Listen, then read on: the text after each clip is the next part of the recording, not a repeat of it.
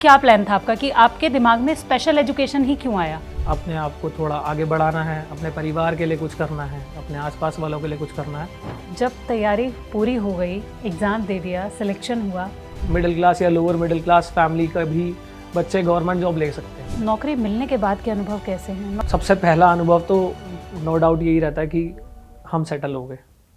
साथियों नमस्कार।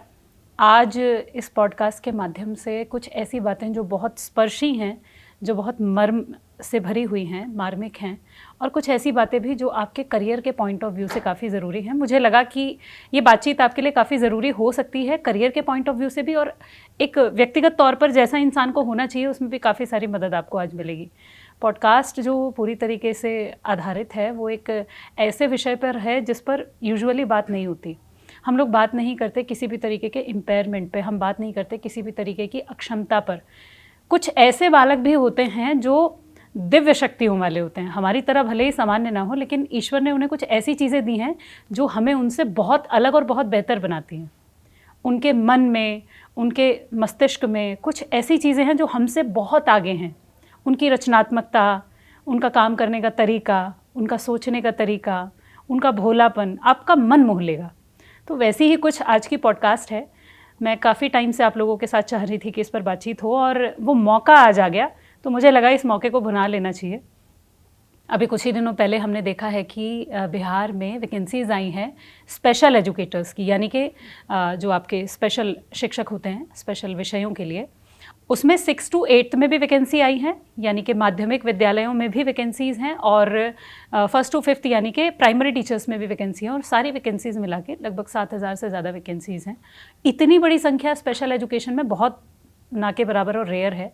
तो एक अच्छा मौका है अगर आप ऐसे बच्चों के लिए अपना योगदान देना चाहते हो जो वाकई आपको जीना सिखाएंगे, तो आपके पास इससे बेहतर मौका नहीं हो सकता। और अगर आप पहले से इस फील्ड से जुड़े हुए हैं तब तो समझिए आपके बल्ले ही बल्ले, क्योंकि सरकारी नौकरी भी है और साथ में आपको एक ऐसा मौका मिल रहा है जिससे आप लोग अपने भविष्य को, अपने भूत को और अपने वर्तमान को बिल्कुल साफ सुथरा बना सकते हो। मतलब आपको आत्मीय सुख मिलेगा। इसके बाद आप समाज की सेवा कर पाएंगे, आप उन बच्चों के साथ उनका भविष्य सुधारने में हाथ और कदम दोनों मिला पाएंगे। तो आज एक ऐसे ही व्यक्तित्व से हम लोग बातचीत करेंगे जो ऑलरेडी इस रियल पोस्ट पर काम कर रहे हैं, और उनका नाम है, हम उन्हीं से जान लेंगे। वैसे तो नाम के बारे में मैं क्या ही बताऊं। तो ऑलरेडी वो एक स्पेशल एजुकेटर हैं, और एक लंबा समय उन्होंने, जब वो एक स्पेशल एजुकेटर नहीं थे तो इन प्यारे से बच्चों के साथ काम करते हुए उन्होंने बिताया है। तो वो अपने अनुभव आपके साथ साझा करेंगे, और फिर सरकारी नौकरी मिलने के बाद कौन कौन सी परेशानियां आपके सामने आती हैं, सरकारी नौकरी मिलने तक का सफ़र कैसा होता है और मिलने से पहले का सफ़र कैसा होता है, इन तीनों चरणों को हम एक एक करके समझेंगे। तो मैं आपके सामने बातचीत को शुरू करना चाहूँगी। हमारे साथ हैं हर्ष छाबड़ा। नमस्कार, कैसे हैं आप? नमस्ते। नमस्ते मैम। मैं अनुभव से शुरू करूँगी। सबसे पहले तो आप अपने बारे में बताइए, आपका नाम और आपका प्रोफेशन, फिर उसके बाद आपने कैसे तैयारी शुरू की, हम धीरे धीरे जाएंगे। पहले आप अपने बारे में बताइए। तो मेरा नाम हर्ष छाबड़ा है, और मैं अभी वर्तमान में दिल्ली एमसीडी के अंदर स्पेशल एजुकेटर यानी कि विशेष अध्यापक के रूप में कार्यरत हूँ। और मेरे को इस पोस्ट पर काम करते हुए लगभग 2.5 से 3 साल हो चुके हैं। साथ ही इस पोस्ट तक आने का सफ़र, जैसा कि आपने कहा, और यहाँ पर आने के बाद के क्या अनुभव थे, तो वो बहुत ही रोचक कह सकता हूँ मैं रहे। कि उसमें स्ट्रगल तो था, मगर उसमें एक सेल्फ सेटिस्फैक्शन भी थी कि मैं जो काम करने जा रहा हूँ या जिस काम को मैं करना चाहता हूँ वो सब बाकी सरकारी नौकरियों से बहुत भिन्न है, बहुत अलग तरह से है। क्योंकि चीज़ें यहाँ पर आपको एक अलग नज़रिए से देखने को मिलती हैं, आपके काम को लेकर के लोगों का अलग तरह का नज़रिया देखने को मिलता है, और उस सब के बीच में जब आप अपना काम कर रहे होते हैं तो आपको एक अलग तरह का अनुभव प्राप्त होता है। मैं जानना चाहूँगी हर्ष कि जब ये नौकरी, आप इस नौकरी के बारे में सोच रहे थे, तैयारी के बारे में सोच रहे थे, मतलब क्या प्लान था आपका कि आपके दिमाग में स्पेशल एजुकेशन ही क्यों आया?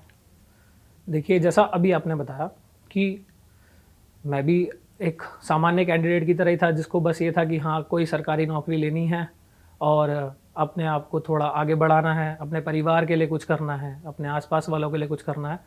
तो सबको यही लगता है कि एसएससी कर लेते हैं, डीएसएसबी कर लेंगे, या कोई और एग्ज़ाम दे देंगे, बैंक पीओ कर लेंगे। तो मेरा ये था कि मुझे भी सरकारी नौकरी लेनी है, कोई ना कोई तो लेनी है। मगर जब चीज़ों के बारे में पढ़ा कि कौन से एग्ज़ाम देने चाहिए, कौन से नहीं देने चाहिए, तब पता चला कि स्पेशल एजुकेशन एक ऐसी फील्ड है जो इंडिया में अभी इंट्रोड्यूस हुई है। अगर मैं आज से 4-5 साल पहले की बात करूं तो गवर्नमेंट सेक्टर्स में ये बड़े अच्छे रूप में इंट्रोड्यूस हुई है, जिसपे गवर्नमेंट जो है वो नए नए प्रावधान ला रही है, नए नए एक्ट्स बना रही है, नया काम करना चाह रही है, आगे बढ़ करके काम करना चाह रही है और सपोर्ट भी देना चाह रही है। फिर इसी चीज़ों को और देखते हुए बहुत सारे लोगों से गाइडेंस भी ली, तो और समझ में आया कि इसमें नौकरी भी मिल सकती है आपको जो आप करना चाहते हैं, और साथ में आपको एक सोशल वर्क पर्सपेक्टिव से काम करने को भी मिल सकता है। क्योंकि भले ही आप बैंक में काम कर रहे हैं, तो बैंक में काम कर रहे हैं, कोई आया व्यक्ति, आपने उसका खाता में पैसे जमा कर दिए या फिर खाते के पैसे निकाल के दे दिए, लोन दे दिया, तो वो एक टिपिकल जॉब बन जाती है। मगर यहाँ टिपिकलिटी तो कुछ है ही नहीं। यहाँ हर दिन कुछ नया सीखने को मिलता है उन छोटे छोटे बच्चों से, उन अलग अलग तरह की दिव्यांगता वाले बच्चों से, जो आपको ज़िंदगी के बहुत अलग तरह के अनुभव भी देते हैं और आपके खुद के जीवन में भी बहुत काम आते हैं। घर वालों के सामने जब ये कहा आपने कि आपको स्पेशल एजुकेशन में जाना है, तो रिएक्शन क्या था घर वालों का? मैं आपको वेरी ट्रू बताऊं, सबसे पहली बात तो घर वालों को ही पता नहीं था ऐसा कुछ होता भी है, ऐसा कुछ होता भी है। तो जैसा मेरे घर वाले सोचते हैं वैसे ही ऑलमोस्ट सोसाइटी भी सोचती है, क्योंकि मेरे घर वाले भी तो उसी सोसाइटी का पार्ट है। तो उनको तो पहले ये भी नहीं पता था कि ऐसी कोई फील्ड भी होती है और इसमें पढ़ाया भी जाता है। क्योंकि जैसा मिथ हम जानते हैं कि सोसाइटी में बना ही हुआ है कि अगर किसी व्यक्ति को सामान्य से अलग तरीके का बिहेवियर या फिर व्यवहार करते हुए हम देखते हैं तो हम समझते हैं मिथक रूप में कि ये पागल है। इस तरह के टैगलाइंस और लेबल करके उनको नेगलेक्ट कर दिया जाता है, उनको एकदम से हीन भावना से भी देखने लग जाते हैं कई लोग, और उनको कोई समस्या हो रही है तो लोग उसमें बढ़ चढ़ के साथ देने की तो बजाय वहाँ से परे निकल जाते हैं। तो मेरे घर वालों का भी ये रिएक्शन था कि इसमें क्या करना चाहिए, कैसे करना चाहिए। तो फिर मैंने उनको बताया, पहले खुद समझा तो फिर मैंने उनको समझा पाया कि नहीं, ये अच्छी फील्ड है, इसमें काम करा जा सकता है, और ऐसा नहीं है कि बच्चों के साथ काम करे तो इम्प्रूवमेंट नहीं आती है। मैंने खुद अपने अनुभव से देखा है कि कई सारे बच्चों की ज़िंदगी मेरे द्वारा काम कराने से बदल गई, जबकि मैं कोई भगवान तो हूँ नहीं। मैं भी एक पैटर्न फॉलो कर रहा था, जो चीज़ें मैंने ट्रेनिंग में सीखी समझी वही कर रहा था, मगर कंसिस्टेंसी से कर रहा था और विश्वास के साथ कर रहा था। सबसे महत्वपूर्ण चीज़ है विश्वास, चाहे वो सरकारी नौकरी लेना हो या फिर किसी के साथ काम करना हो पढ़ाने का, तो भी वो विश्वास के साथ हो रहा है। अब जब मैं उस विश्वास के साथ काम कर रहा था तो मेरे घर वालों को भी ये था कि हाँ, ये कुछ हो सकता है, ये फील्ड है, क्योंकि उन्होंने मुझे काम करते हुए देखा। तो इस तरीके से मेरे घर वालों का जो रिएक्शन नेगेटिव था वो धीरे धीरे पॉजिटिव होता गया, तब जब मैं वो डिप्लोमा कर रहा था। तो डिप्लोमा के बाद तैयारी के लिए कैसे चीज़ें शुरू हुई, कि मतलब तैयारी कहाँ से करनी है, कैसे करनी है, तैयारी में कौन कौन सी समस्याएं सामने आई? देखिए, तैयारी में उस समय पर तो बहुत समस्याएं थी। मैं जब आप बता रहा हूँ आपको, तो 2018 के टाइम पर स्पेशल एजुकेशन के लिए तो कोई प्लेटफॉर्म्स वगैरह भी नहीं थे, ठीक है, और कोई ज़्यादा चीज़ें, रिसोर्स भी एकदम से हाईलाइटेड नहीं थे कि ये निकाल लो और ये पढ़ लो, ऐसा भी नहीं था। मगर धीरे धीरे जब मैं तैयारी में आगे रहा, पेपर देता रहा, प्रैक्टिस पेपर देता रहा, तो उनसे मेरे को समझ में आया कि चीज़ें जो हैं वो एक जगह पे कंपाइल्ड नहीं है। मगर जब कोविड आके चला गया तो धीरे धीरे बहुत सारे ऑथेंटिकेटेड यूट्यूब्स पर चैनल आने लगे, जैसे आपका अपना ही चैनल है अड्डा 24/7। मैंने यहाँ से बहुत सारी चीज़ों को के लिए हेल्प ली, और क्योंकि सिर्फ स्पेशल एजुकेशन तो नहीं आती है पेपर में, ये भी एक रियलिटी है कि आपने अपनी फील्ड के बारे में पढ़ लिया तो वो है नहीं, ऐसा नहीं है। आपको मैथ्स, रीजनिंग, जीके, इन सब पर भी बराबर फोकस करना है। तो एक ऑथेंटिकेटेड चैनल ज़रूरी है मिलना, जो कि कोविड के बाद हमारे को ईजिली मिल पा रहा है। तो मेरे टाइम पर शुरुआत में मुझे इन चीज़ों को फेस करना पड़ा, मगर जब ये चैनल्स आने लगे, आपका चैनल आया, बहुत सारे और भी चैनल्स आए, तो उन चैनल्स में सिलेक्टिव टीचर्स को देख करके चीज़ें सीखने को मिली, समझ में आया, एग्ज़ाम के लिए क्लैरिटी बनी। क्योंकि शुरुआत में तो मैं भी एक ब्लैंक था कि क्या करना है, कहाँ से शुरू करना है, कहाँ ख़त्म करना है, इस तरह का चीज़ें बहुत देखने को मिली। तो जब तैयारी पूरी हो गई, एग्ज़ाम दे दिया, सिलेक्शन हुआ, तो घर वालों का रिएक्शन क्या था कि अब नौकरी मिल गई है? तो कैसा रिएक्शन था घर वालों का? सबसे पहले तो उनका रिएक्शन सरप्राइज ही था। अगर मैं बताऊं तो सबसे पहले उनका रिएक्शन लिटरली सरप्राइज था कि सच में एक मिडिल क्लास या लोअर मिडिल क्लास फैमिली का भी बच्चे गवर्नमेंट जॉब ले सकते हैं। क्योंकि आज भी ये चीज़ मानते हैं लोग कि प्रिविलेज क्लास को ही गवर्नमेंट जॉब मिलती है, या फिर लेम लैंग्वेज में कह देते हैं कि किसी की कोई सेटिंग होगी तो ही मिलती है। ऐसा तो नहीं है। मैं आपके सामने इस चीज़ का एग्जाम्पल हूँ, और ये चीज़ मेरे घर वालों के सामने भी एग्जाम्पल बनी, मेरे आसपास वाले के सामने भी एग्जाम्पल बना कि प्रिविलेज क्लास को नहीं, मेहनत करने वाले को जॉब मिलती है।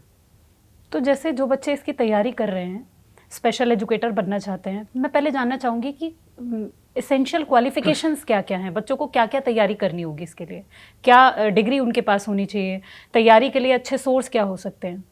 देखिए जैसे कि अभी जो ये वैकेंसी आने वाली है इसमें 7,000 प्लस यानी 7,000 से ज़्यादा जो नौकरियाँ आ रही हैं स्पेशल एजुकेटर की, इसके नोटिफिकेशन के अकॉर्डिंग तो आपके पास बीएड होनी चाहिए, जो कि 6 to 8 सेकेंडरी क्लासेस के टीचर के लिए एलिजिबिलिटी क्राइटेरिया है कि आपके पास बीएड स्पेशल एजुकेशन है तो आप इस वाली पोस्ट के लिए एलिजिबल हैं। और भविष्य में अगर पीआरटी के तौर पे यानी कि क्लास 1 to 5 एक पहली से 5वीं के लिए अगर देखने को मिले तो उसमें आपके लिए डिप्लोमा होना चाहिए स्पेशल एजुकेशन में, और ये डिप्लोमा आपका किसी भी फील्ड या स्पेसिफिक स्पेशलाइजेशन में हो सकता है, क्योंकि स्पेशल एजुकेशन जो है वो अलग अलग स्पेशलाइजेशन में आपको डिग्री या डिप्लोमा देती है। जैसे अभी जो वैकेंसीज आई हैं वो बीपीएससी में जो वैकेंसी आई हैं वो 1st to 5th की भी हैं और 6 to 8 की भी हैं, तो दोनों के लिए मतलब 1st to 5th के लिए हमें डिप्लोमा चाहिए होगा और 6 to 8 के लिए हमें बीएड चाहिए होगा। ठीक है, हाँ। तो ये स्पेशल एजुकेशन में ही होना चाहिए। यस, ये आपके पास स्पेशल एजुकेशन में होना चाहिए। हाँ, इस चीज़ में घबराने की बात नहीं है कि आपने इंटेलेक्चुअल डिसेबिलिटी से डिग्री ली है या हेयरिंग इम्पेयरमेंट से डिग्री ली है या मल्टीपल डिसेबिलिटी से ली है, एएसडी से ली है, ऐसा कुछ नहीं है। अगर आपके पास स्पेशल एजुकेशन है और वो किसी भी स्पेशलाइजेशन में है तो भी आप बराबर के एलिजिबल उसमें रहेंगे। जैसे 6 to 8 के लिए चीज़ें थोड़ी सी स्पेसिफिक हो जा रही हैं कि अगर आपने हेयर इम्पेयरमेंट है तो अलग हैं चीज़ें, या आपकी स्पेशल एजुकेशन में जो जो फील्ड्स होती हैं सबके लिए अलग अलग वैकेंसीज आई हुई हैं 6 to 8 में। 1st to 5th में ऐसा नहीं है, 1st to 5th में सारी वैकेंसी एक साथ हैं। तो मतलब ये है कि आपकी बीएड जो है वो अलग अलग विषयों से होगी, तो आप अपने अपने फील्ड में वैकेंसी के लिए अप्लाई कर पाएंगे और अपना पेपर अपनी स्पेशलाइजेशन की तैयारी से उसको अटेम्प्ट कर सकते हैं। तो कुछ सोर्स जो आप बता पाएँ? देखिए जैसा सबसे बेसिक सोर्स तो हम यही मानते हैं, चाहे कोई भी एग्ज़ाम हो उसका खुद का क्या बोलते हैं उसको, जो उसका खुद का सिलेबस होता है जो आपने अपनी डिग्री में पढ़ा होता है, सबसे पहला हमारा सोर्स वही होता है। मगर वो सोर्स हमें ज़्यादातर टॉपिक्स इंट्रोड्यूस करता है, उसके बारे में जानकारी कम देता है। हमें ये बता सकता है कि डेफिनेशन यहाँ से पढ़नी है, ये टॉपिक्स होते हैं, मगर उसके बारे में जानकारी कम मिलती है। ठीक है, मगर आप उसको उठा करके अलग अलग सोर्सेज पर जा करके उन्हें सर्च करके और उसमें ऑथेंटिकेशन ढूंढ के कि आपको जिस प्लेटफॉर्म से ऑथेंटिकेशन मिल रही है, जैसे मैंने आपको अभी बताया कि मैंने आपके चैनल से भी बहुत सारी चीज़ें देखी तो मुझे वहाँ ऑथेंटिसिटी मिली, तो मैं वहाँ टिका, तो मैंने वो चीज़ पढ़ी, मुझे और अच्छे से समझ में आई। एक चीज़ मैं आपसे और मतलब जो भी हमारे आगे कैंडिडेट्स तैयारी करना चाहते हैं उनको मेरी तरफ से ये सलाह रहेगी कि आप जो टीचर को देखना शुरू कर रहे हैं, जिस भी टीचर से पढ़ रहे हैं, उस टीचर को प्रॉपर फॉलो करें। अगर आप ज़्यादा मझधार में फैलेंगे तो आपकी नैया डूब जानी है। एक अच्छा टीचर, एक ऑथेंटिकेटेड टीचर, ऑथेंटिकेटेड प्लेटफॉर्म अगर आप लेते हैं तो वहाँ से आप चीज़ें समझ पाएंगे और आपका समय बचेगा। ये ज़्यादा महत्वपूर्ण चीज़ है। मतलब जगह जगह जाने की बजाय किसी एक को फॉलो करें और उसको अच्छे से ईमानदारी से फॉलो करें। हर्ष, मैं जानना चाहूँगी कि नौकरी मिलने के बाद के अनुभव कैसे हैं? नौकरी मिलने के बाद कौन कौन सी परेशानी सामने आती हैं, या नौकरी मिलने के बाद कौन कौन से नए अनुभव बच्चों से सीखने का मौका मिल रहा है? नौकरी मिलने के बाद सबसे पहला अनुभव तो नो डाउट यही रहता है कि हम सेटल हो गए, खुशी हो गई कि अब एक अच्छी सैलरी मिल जाएगी और खुद को आगे बढ़ा पाएंगे और अपनी खुद की एक पहचान बना पाएंगे। फिर जब बच्चों के साथ काम करते हैं तो ऐसा सब मानते हैं कि बहुत समस्याएं सामने आती हैं। हाँ ठीक है, मैं मानता हूँ ये चीज़, समस्याएं आती हैं, मगर हम लोग स्पेशल एजुकेटर्स हैं, मैं भी और ये जो आने वाली जनता मेरे साथ आगे बढ़ना चाहती है, क्योंकि भले ही मैं पहले जॉब पे लग गया हूँ और इनमें से बहुत सारे कैंडिडेट जो 7,000 लोग आएंगे और तो वो भी मेरी इस फील्ड का पार्टी बन जाएंगे आने वाले टाइम में। तो आने वाले जो लोग स्पेशल एजुकेटर आएंगे उनको मेरी सबसे पहली सलाह ये रहेगी कि हमारे को लोग क्रिटिसाइज़ तो करते हैं, समस्याएं उत्पन्न तो होती हैं, मगर वो समस्याएं सिर्फ हमारे दिमाग में रहती हैं। अगर हम बच्चों के साथ काम करते हैं, मेहनत करते हैं, तो हमें पता है कि वो चीज़ें काम करती हैं। हमने जो ट्रेनिंग में चीज़ें सीखी हैं वो अप्लाई होती हैं। बस क्या है कि हर बच्चा है, अलग तरीके से पढ़ता है, अलग तरीके से समझता है। अब ऐसा तो है नहीं ना कि जो क्लास के अंदर नॉर्मल बच्चे, सामान्य बच्चे जिनको हम कहते हैं, तो वैसे तो नॉर्मल अब नॉर्मल कुछ नहीं होता है, हमारी टर्म्स में इसको सामान्य कहा जाता है और दूसरे वाले को दिव्यांग कहा जाता है। तो जो सामान्य बच्चे हैं उनमें भी तो अपनी समस्याएं होती हैं, जब हम इनसे कंपेयर करते तो हम उन्हें समस्याएं नहीं मानते। अगर एक क्लास में बैठे हुए हैं और एक बच्चा जो है वो आज पढ़ना नहीं चाहता तो वो नाना प्रकार की शरारतें करेगा। अगर हमारी क्लास में कोई स्पेशल बच्चा नहीं है तो हमें वो शरारतें लगेंगी, मगर अगर हमारी क्लास में वो स्पेशल बच्चा है तो हमें वो शरारतें नहीं लगेंगी। फिर हमें लगता है कि ये ज़्यादा समस्या है, फिर हमें उसकी समस्या दिखाई देनी बंद हो जाती है। तो ऐसा नहीं है। अगर आज वो नॉर्मल बच्चा, सामान्य बच्चा नहीं पढ़ना चाहता तो आप उसे नहीं पढ़ा पाओगे जब तक आप अपने पढ़ाने के तरीकों में बदलाव नहीं करोगे। तो स्पेशल एजुकेशन भी यही है। और स्पेशल एजुकेशन कह लो या कोई भी एजुकेशन, जैसे मैम आप हैं, आप भी अपने प्लेटफॉर्म पे पढ़ाते हैं, बहुत अच्छा पढ़ाते हैं, मैंने देखा है। तो पढ़ाना आपके लिए कोई गाइडेंस फॉलो करना थोड़ी है। टीचिंग तो एक भावना है। मैं ऐसा मानता हूँ कि पढ़ाना एक भावना है और पढ़ना दूसरी भावना है। अगर हम भावना से नहीं पढ़ाएंगे और उसी भावना से पढ़ेंगे नहीं तो वो टीचिंग लर्निंग प्रोसेस कभी पूरा होगा ही नहीं। उसके लिए तो टीचर और स्टूडेंट्स दोनों का अच्छा होना दोनों का ज़रूरी है, अच्छा दोनों होना तरफ से पॉजिटिव रिएक्शन होने चाहिए। बिल्कुल सही बात। तो हर्ष, उन बच्चों से कुछ सीखा, कुछ ऐसा लगा जो बहुत मर्म वाला हो, जो लगा हो कि नहीं, मैं स्पेशल एजुकेशन को चुन के मैंने कोई गलती नहीं की, ये मेरे लिए इससे बेहतर कुछ हो ही नहीं सकता था? मैं आपको एक आध उदाहरण से समझाना चाहूँगा। एक बालक, एक बच्चा जो अपनी एक दिव्यांगता के कारण क्लास में स्ट्रगल कर रहा है, ठीक है, और वो किसी को बता भी नहीं पा रहा है, कोई उसको देख भी नहीं पा रहा है, वो उसके सामने ही रहा है मगर कोई देख नहीं पा रहा है। क्यों? हम सब अपनी रोज़ की जद्दोजहद में इतना व्यस्त होते हैं, और अगर क्लास में एक टीचर जाके पढ़ाना भी चाह रहा है तो वो सिर्फ सिलेबस कंप्लीट कराने में लग जाता, तो वो उसकी जद्दोजहद देख नहीं पाता। मगर जब आप उसकी जद्दोजहद पास से देखें, जो मैंने देखी है, मैंने अनुभव करी है, आप अगर उसको एक चीज़ समझाते हैं अपने मन से कि हाँ ये आपने आज ये करना है, या बहुत छोटा सा एग्जांपल, अगर मैं एक बच्चे को ये सिखाना चाह रहा हूँ, एक इंटेलेक्चुअल डिसेबल्ड बच्चे को ये सिखाना चाह रहा हूँ कि ये ए फॉर एप्पल है, मैं उसको ए फॉर एप्पल कर पढ़ाने के अलग अलग तरीके दिखा रहा हूँ, मैं उसको फ्लैश कार्ड दिखा रहा हूँ, मैं उसको डॉट जॉइनिंग दे रहा हूँ, मैं उसको इमेजिंग दे रहा हूँ, मैं उसको रियल एप्पल दिखा रहा हूँ, मैं उसको रियल एप्पल फील करा रहा हूँ, मैं उसको एप्पल की क्वालिटी बता रहा हूँ, उसके साथ बैठ के एप्पल खा रहा हूँ। ये सारी चीज़ें जब मैं उसके साथ कर रहा हूँ, और किस लिए कर रहा हूँ कि मैं उसको सिर्फ एक लेटर ए ये समझा पाऊँ कि ये ए फॉर एप्पल होता है। इतना समझाने के लिए जब मैं उसके लिए तरीके अपना रहा हूँ तो आप उसमें देखेंगे कि एक सामान्य बच्चे से ज़्यादा डेडिकेशन वो सीखने में लगाता है। शायद आप और मैं भी किसी चीज़ को पढ़ने के लिए इतनी डेडिकेशन नहीं दिखाते होंगे, इतना फोकस नहीं दिखाते होंगे जितना आपकी बताई हुई चीज़ पर वो बच्चा दिखा रहा होता है। ये इतनी मर्म चीज़ है जो आप उतनी पास से ही अनुभव कर सकते हैं, किसी किताब से नहीं कर पाएंगे। मतलब कि अपने आप में बड़ा भावुक क्षण होता होगा जब आप ऐसे बच्चों के लिए कुछ बढ़िया कर रहे होते होंगे, कुछ मतलब इस तरह की चीज़ें जो आपको भी साथ साथ सीखने पे प्रेरित कर रही हैं।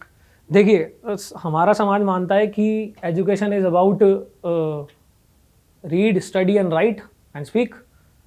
ये सारे काम कर पा रहा तो ये व्यक्ति एजुकेटेड है, लिटरेट है ना। आप भी लिख पाते हैं, सुन पाते हैं, समझ पाते हैं, बोल पाते हैं, मैं भी कर पाता हूँ, ये तो हम एजुकेटेड है। अगर कोई व्यक्ति या बच्चा, क्योंकि स्पेशल नीड चिल्ड्रन भी होते हैं और स्पेशल नीड एडल्ट्स भी होते हैं जो अपने समय पर इन चीज़ों से वंचित रह पाए, ऐसी स्पेशल एजुकेशन फैसिलिटीज़ से, तो वो अडल्ट हो गए। अब वो व्यक्ति एक कलम नहीं पकड़ पा रहा है या उसका ध्यान नहीं लग पा रहा है किसी काम में, तो आप उसको जब देखेंगे ना करते हुए, कि आप जब उसको सिखा रहे हैं, समझा रहे हैं, तो आपको वहाँ समझ में आती है चीज़ें कि वो कितना एफर्ट कर रहा है उस चीज़ को सीखने के लिए जो आपकी सोच से परे है। और सबसे ज़्यादा, जैसा आपने कहा कि कैसा अनुभव होता होगा, कैसा लगता होगा, आपका सिखा हुआ एक टास्क जिस दिन वो कर देता है, आपको लगता है कि चमत्कार हो गया, आपको लगता है कि वो चमत्कार हो गया, मगर वो चमत्कार नहीं है। वो वही भावना है आपके और बच्चे के बीच जो एक सामान्य कक्षा में आपकी भी होती होगी, कि आपने किसी व्यक्ति को पढ़ाया और वो बच्चा सिलेक्शन ले गया।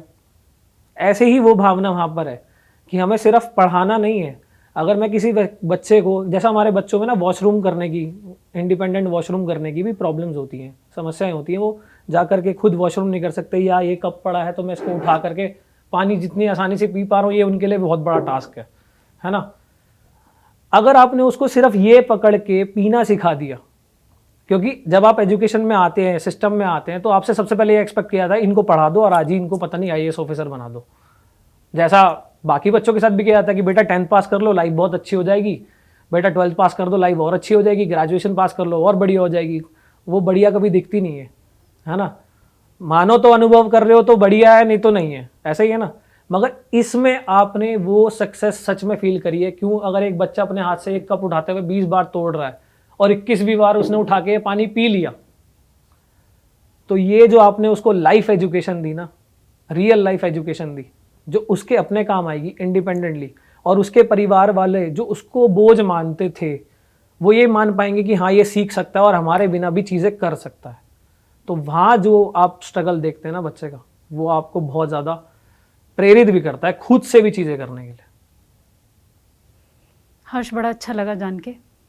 ये जो अनुभव आप सुन रहे हैं हर्ष के, अभी तक आपने सुने, उन्होंने जो जो अनुभव आपको बताए स्पेशल एजुकेशन से जुड़े हुए, ये वाकई सुनने में बहुत प्रेरणादायक भी हैं, सुनने में बहुत मार्मिक भी हैं और भावुक करने वाले भी हैं। इस तरह के अनुभवों से हमें लगता है कि शायद वो बालक जो दिव्यांग है वो हमसे ज़्यादा बेहतर है, हमसे ज़्यादा मर्म से भरा हुआ है, हमसे ज़्यादा विवेचनाशील है, हमसे ज़्यादा मंथन करने वाला बालक है, और शायद उसके भीतर वो चालाकी या उस तरह की चीज़ें भी नहीं हैं जो सामान्य लोगों में पाई जाती हैं। शायद उसकी आंखें बहुत खुली हुई हैं, हमारी खुली आंखों से उसकी बंद आंखें ज़्यादा खुली हुई हैं, ऐसा महसूस भी होता है बहुत बार। तो अगर आप स्पेशल एजुकेशन के लिए तैयारी कर रहे हैं, आपको लगता है कि आप वाकई एक स्पेशल एजुकेटर बनना चाहते हैं, ये पॉडकास्ट आपके लिए काफ़ी ज़्यादा प्रेरणादायक होगी, मैं ऐसा मानती हूँ। और आप लोगों के अनुभवों के लिए, आप लोगों की तैयारी के लिए, आप लोगों के सपोर्ट के लिए हम लोग हमेशा से तैयार थे, तैयार हैं और तैयार रहेंगे भी। और जैसे कि हर्ष ने कहा कि शिक्षा जो है एक ऐसी चीज़ है जो एक तरफ का भाव नहीं है, ये शिक्षक और छात्र दोनों के बीच का भाव है, और दोनों के बीच में पॉजिटिव अंडरस्टैंडिंग होनी बहुत ज़रूरी है। तो इसको मैं आपके सामने रखते हुए और आप सभी लोगों से एक प्रार्थना और साथ ही एक सलाह देते हुए कि आप इस स्पेशल एजुकेशन की फील्ड में अगर आ रहे हैं तो इसको न छोड़ें और आगे तैयारी बनाए रखें। इसमें बहुत सारे स्कोप्स भी हैं, जो कि मैं हर्ष से एक आखिरी सवाल करके इसको पूछना चाहूँगी कि हर्ष, सैलरी कैसी रहती है और साथ में लाइफ कैसे बदलती है इस जॉब के बाद? सैलरी इसके अंदर लाइफ चेंजिंग अमाउंट है। जब वो अमाउंट आपके बैंक में क्रेडिट होता है ना, तो आपको लगता है कि this is a life changing amount जो मेरी सारी इच्छाओं को पूरा कर सकता है। आपको DA TA और सब मिला करके एक अच्छा अमाउंट मिलता है, 60-65 हज़ार रुपये की वो सैलरी जो आपको सिर्फ 5.5 घंटे 6 घंटे की ईमानदारी की ड्यूटी करने पर मिलती है, उसका अनुभव ही अलग होता है। क्योंकि आप बाकी ऑफिस के मुकाबले 8 घंटे जहाँ पर लोग काम करते हैं, 10 घंटे काम करते हैं, और हम सिर्फ 5-5.5 घंटे काम करते हैं। उस 5-5.5 घंटे में जब आप उनसे ज़्यादा सैलरी अपने अपने अकाउंट में देखते हैं, तो वहाँ आपको लगता है कि ये जो मैंने मेहनत करी, जो मैं लगा रहा। क्योंकि मैं आपको एक चीज़ बताना चाहूँगा, और आने वाले उन स्पेशल एजुकेटर के लिए भी मेरी तरफ से एक सलाह भी रहेगी कि आप पेपर देंगे, एक बार में कभी नहीं होता, ऐसा भी होता है, और कईयों का एक बार में भी होता है ना। तो चीज़ों को छोड़े नहीं, चीज़ों को छोड़ने पर तो वो आपसे हमेशा चली जाएगी। कई बार मेरे मन में भी आया, मैंने भी एग्ज़ाम दिए 4-5, मैंने भी फेलियर देखे, राजस्थान का पेपर दिया, चंडीगढ़ जाके पेपर दिया, अलग अलग स्टेट्स में जाकर पेपर दिए। मेरे लिए भी वहाँ तक जाना आना एक स्ट्रगल था कि भैया किराया कहाँ से लाऊंगा, वहाँ रहूँगा कैसे, 3 दिन अगर पेपर के लिए रुकना पड़ गया तो पैसे कहाँ से लाऊंगा। वो चीज़ें जब देखने पर मन टूटता है, लगता है कि छोड़ दो, आज छोड़ दो, प्राइवेट नौकरी कर लेते हैं। मगर वो 20-25 हज़ार 15 हज़ार की प्राइवेट नौकरी आपको उस समय तो एक आसान रास्ता लगेंगी, और ये सबसे मुश्किल रास्ता लगेगा कि पेपर दिया, फेल हो गए, अब क्या करें, लगती ही नहीं है नौकरी। नहीं, ऐसा नहीं है। बहुत लोगों ने, मेरे बड़ों ने मुझे समझाया सिखाया। तो आप इसको करते रहिए, बने रहिए उसमें, तो आप एक बहुत अच्छे लाइफ चेंजिंग अमाउंट तक पहुंच जाएंगे। तो जैसा कि हर्ष ने बताया कि नौकरी में पैसे भी अच्छे खासे हैं, सैलरी बढ़िया है और परमानेंट नौकरी तो है ही। और आप तो जानते ही हैं कि घर बार के आसपास नौकरी मिल जाती है तो हम लोगों को क्या चाहिए, यही तो कि घर के पास नौकरी हो, सुबह से दोपहर की नौकरी, एक अच्छा सुकून, काम करने में एक सम्मान, और साथ में समाज की सेवा करने की भावना तो है ही। तो ये सारी चीज़ें अगर इकट्ठा एक ही जगह पर मिल रही हैं तो मुझे लगता है कि ये तो सोने पे सुहागा है, और इससे बेहतर तो क्या ही होगा। तो इस नोट पर मैं ये बात ख़त्म करना चाहूँगी आप लोगों के साथ और हर्ष के साथ भी, कि आप लोग तैयारी को जारी रखेंगे। जो भी बेहतर विकल्प आपके लिए लाना संभव हो सकता है वो इस प्लेटफॉर्म के माध्यम से हम आपके सामने लाते रहेंगे। और आपकी तैयारी में जो भी 100% की मदद हम लोग कर सकते हैं वो इस चैनल के माध्यम से आपके द्वारा और हमारे द्वारा सामूहिक रूप से होती रहेगी। फिर मिलते हैं ऐसी ही एक पॉडकास्ट के साथ। तब तक के लिए मैं आपसे विदा चाहूँगी। आप सबको मेरी तरफ से नमस्कार।